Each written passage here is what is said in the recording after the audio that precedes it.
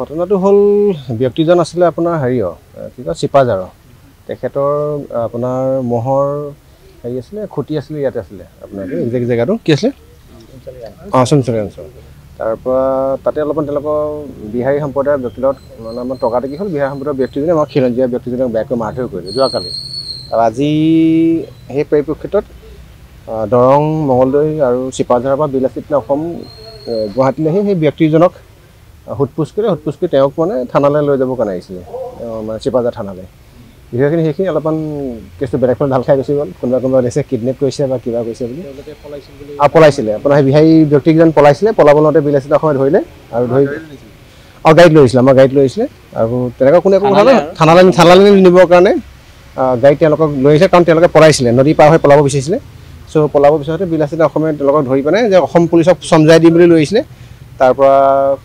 চিপাঝাৰলৈতো ইয়াৰ পৰা গুৱাহাটীৰ পৰা অলপমান ডিষ্টেঞ্চ হয় গতিকে নুনমাটি থানাই গম পালে নুনমাটি থানাই তেওঁলোকক চিপাঝাৰলৈ নিয়াৰ আগতে নুনমাটি থানালৈ লৈ আহিলে আমাৰ 17জন বিলাসীত অসম গুৱাহাটী আৰু দৰং মঙলদৈ চিপাঝাৰৰ লগ লগে 17জনৰ ইতিমধ্যে নুনমাটি থানাই আটক কৰি ৰাখিছে আৰক্ষী আমাৰ মাননীয় বসুমতী ছাৰ আৰু উত্তম তামাং ছাৰ OC তেওঁলোকে কথাখিনি খুব সুন্দৰকৈ ব্যাখ্যা কৰিছে যে এনেকুৱা ল এণ্ড অৰ্ডাৰ চিটুৱেশ্যন ক্ৰিয়েট হ'ব নালাগে আৰু আমি আশ্বস্ত যে অসম পুলিচ প্ৰশাসনৰ ঊৰ্ধ্বতম বিষয়ববীয়াই কথাটো যোগাত্মক দৃষ্টিৰে চাব আৰু তেওঁলোকে কোৱা কথাখিনি আমি প্ৰণিপাত কৰিবৰ কাৰণে বিচাৰিছোঁ আৰু এটা কথা ইয়াৰ পৰা আপোনালোক ক্ৰিষ্টেল ক্লিয়াৰলি কৈছোঁ যে অসমৰ বিভিন্ন প্ৰান্তত বহিৰাগত ব্যক্তি এছাম ব্যক্তি সকলো ব্যক্তি নহয় বহিৰাগত এছাম ব্যক্তি মানে উৎপাতটো খুব বেয়াকৈ আগবাঢ়িছে আমাৰ খিলঞ্জীয়া প্ৰত্যেকজন দেখিছোঁ যে আমি খিলঞ্জীয়া ব্যক্তিৰ ওপৰত তেওঁলোকে যি অত্যাচাৰ চলাইছে সেই অত্যাচাৰটো বন্ধ হ'ব লাগে আমি 20 বছৰ আগলৈ যদি চাওঁ কোনো মাৰোৱাৰী বিহাৰী ব্যক্তি অসমত কেতিয়াও অটপালি কৰা নাছিলে কিন্তু এই বিগত প্ৰায় 3-4 বছৰৰ পৰা এই বহিৰাগত এছাম ব্যক্তিৰ খুব বেয়াকৈ অটপালি হৈছে উৎপাত হৈছে লটো সকলোৰ কাৰণে ইকুৱেল হ'ব লাগে সেইটোৱে কথা আমি বিচাৰিছোঁ বিলাসীত অসমে আপোনালোকৰ মাধ্যমৰ যোগেদি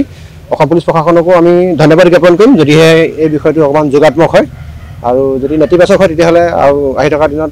ইয়াৰ বিৰূপ প্ৰভাৱ পৰিব আৰক্ষীয়ে কৈছে বিষয়খিনি তেওঁলোকে তত্ত্বাৱধানত ৰাখিছে আৰু তেওঁলোকক মেডিকেল কৰাৰ কথা কৈছে আমি আশা কৰিছোঁ তেওঁলোকে বিষয়টোক যাতে বেয়া ফালে বা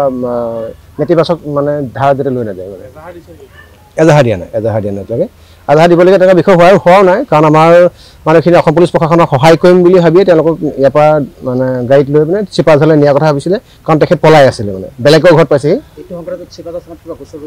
চিপাঝাৰ থানাত যদি তেওঁলোকে